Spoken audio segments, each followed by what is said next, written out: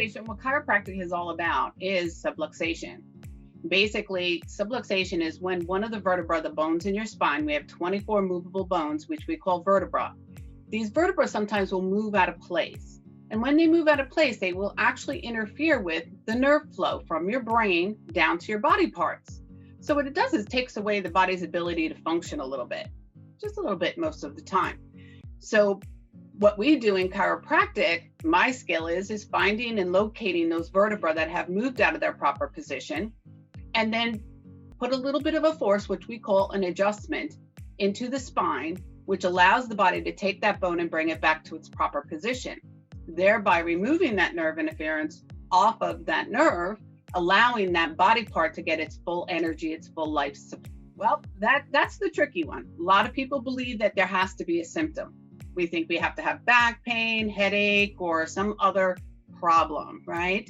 But many times that vertebra that moves out of place is causing nerve interference. It might not be a pain nerve, it might be a function nerve. So then we can't really feel whether our heart's functioning 100% or 80%. But if I have a bone out of place hitting the nerve going to my heart, it's not a good thing. It's taking away my heart's ability to function to its fullest potential. So many times we have a vertebra out of place, causing that subluxation, decreasing that nerve supply, decreasing our body's ability to work right, and we don't feel it. So the best way to know if you have a subluxation or not is to see a chiropractor on a very regular basis. The chiropractic technique, because there's many different techniques. Some do use x-rays. I don't always use x-rays in my office, but I use what we call palpation.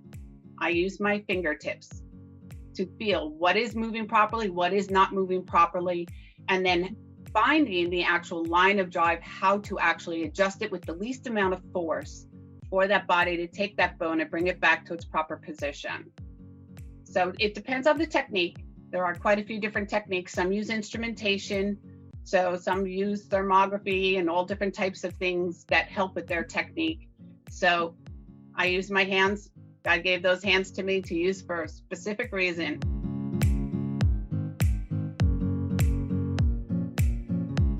Well, after the initial visit or two, that you spend more time with the client, but once they've gone past those couple of visits, an adjustment takes no time at all. Really, you come in, get on the table, takes a few minutes really to actually adjust somebody, and if there's any discussion necessary.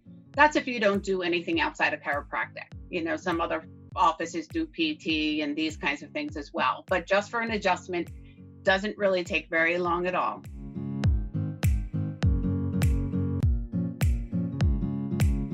Well, then unfortunately your body is running on a little bit of empty, right? So if you think about a dimmer switch, right? You know, most people know what a dimmer switch is. You turn your light bulb on. If it's getting the full force of electricity, it's nice and bright. Now, if you put that dimmer switch down, you turn that light on, it's only that bright. So it's not as bright as the bulb should be. So that's what happens when we have subluxations in our body, is it takes our power down a notch or two or more, depending on how long it's been in there. So the thing is that if we're functioning at this level versus this level, there's a big difference in our expression of health and life. You know, it could be energy, it could be just functioning of your organs, it could be a digestive thing, it could be so many different things that we don't even know might be, you know, having issues because we don't feel nerve interference. So my idea is just like, you know, when you eat really, really healthy and you're getting all that good nutrition, you don't always feel it right away. But if you're eating the pizza and the junk food and that kind of stuff, you don't always feel that, right? But over long term and over regularity, we do tend to feel the difference. So that's the beauty of chiropractic, is when we do it very regularly like that, it increases that body's ability to work right, and then we reap the benefits.